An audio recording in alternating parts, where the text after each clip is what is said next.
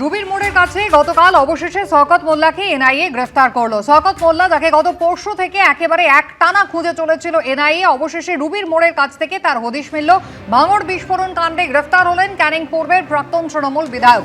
জিজ্ঞাসাবাদের জন্য জীবনতলায় টানা তল্লাশি এনআইএ চালিয়ে যাচ্ছিল গত পরশু থেকে। আগাম জামিনের আবেদন করতে পারেন শওকতের পরিচিতের মাধ্যমে এনআইএ জানতে পারে, এমনটাই সূত্রের খবর। ঢালাই ব্রিজের কাছে তার লোকেশন টাওয়ার মেলে পরিবার নিয়ে শওকত মোল্লা পালিয়ে যাওয়ার চেষ্টা করছিলেন বলে জানা যায়। এই মুহূর্তে আবির দত্ত আমাদের প্রতিনিধি রয়েছেন আমাদের সঙ্গে টেলিফোন লাইনে। আবির, গতকাল শওকত মোল্লাকে অবশেষে একেবারে রুবির মোড়ের কাছ থেকে এনআইএ গ্রেফতার করলো, আজ তাকে আদালতে তোলা হবে? দেখো, একেবারেই তাকে আদালতে তোলা হবে এবং তাকে হেফাজতে চেয়ে আবেদন জানানো হবে। এই যে শওকত মোল্লা, সে ভাঙড়ে বিস্ফোরণের অন্যতম প্রধান চক্রী বলা যায়। তার কারণ হচ্ছে, যেটা এনআইএ তদন্ত করে যেটা পাচ্ছে, যে পুরোপুরি একটি পরিকল্পনা মাফিক সেখানে বোমা বাঁধা হচ্ছিল। বোমা বাঁধার সময় সেখানে এই বিস্ফোরণ ঘটে এবং তারপরে একজন ব্যক্তি যে এই বোমা বাঁধার সঙ্গে যুক্ত, সেই এক ব্যক্তির মৃত্যু হয়। কিন্তু এই ঘটনা যখন সামনে আসে, তখন এলাকার বাসিন্দারা বিস্ফোরণের শব্দ পেলেও তারা সেই ঘটনাস্থল পর্যন্ত পৌঁছে বা খুঁজে সেই ঘটনাস্থল পর্যন্ত পৌঁছাতে সেই সময়ের মধ্যে যিনি আহত হয়েছিলেন তার মৃত্যু হয়। তাকে সেখান থেকে নিয়ে একটি স্করপিও গাড়িতে করে হাড়োয়া চলে যাওয়া হয় এবং এই যে বোমা বাঁধা এবং যে চলে যাওয়া সম্পূর্ণটা পরিকল্পনা মাফিক হয়েছে এবং সেই পরিকল্পনার নেপথ্যে বা মূলেই রয়েছে শওকত মোল্লা, এমনটাই এনআইএ মনে করছে। এবং তার সাথে সাথে এই বোমা বাঁধা হচ্ছিল যাতে ভোটের আগে ভয়ের একটা বাতাবরণ সাধারণ ভোটারদের মধ্যে রাখা যায়, সেই জন্যই এই বোমা বাঁধা হচ্ছিল।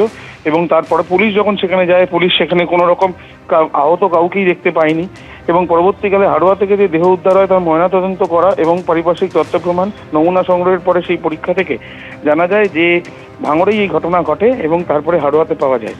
গতকাল বিভিন্ন জায়গাতে খোঁজ করা হচ্ছিল, বারুইপুর অঞ্চল এবং জীবনতলার বিভিন্ন অঞ্চলে শওকত মোল্লার, কিন্তু শওকত মোল্লার খোঁজ পাওয়া যাচ্ছিল না। যেটা জানা যাচ্ছিল যে আলিপুর পুলিশ কোর্টে শওকত মোল্লা আগাম জামিনের আবেদন করতে পারে, এরকম একটা সম্ভাবনার কথা শুনে সেখানে এনআইএর অফিসাররা পৌঁছে যান এবং তার পরবর্তীকালে সেখানে সেটা সম্ভব হয়নি, তার কারণ এনআইএ স্পেশাল কোর্ট আলিপুর কোর্টে নেই।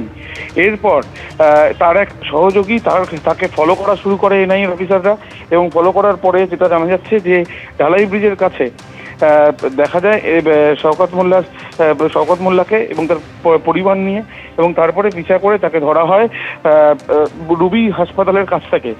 যেটা এনআইএর তরফ থেকে জানানো হচ্ছে, তখনই তাকে ধরে নিয়ে আসা হয় এনআইএ অফিসে।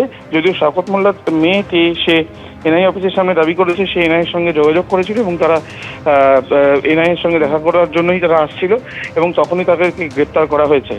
এই যে গ্রেপ্তারি, সেই গ্রেপ্তারি অত্যন্ত গুরুত্বপূর্ণ, এমনটাই এনআইএর বক্তব্য। এই মামলার মূল চক্রী এই শওকত মোল্লা। ধন্যবাদ আবির। এবিপি আনন্দ, এগিয়ে থাকে, এগিয়ে রাখে।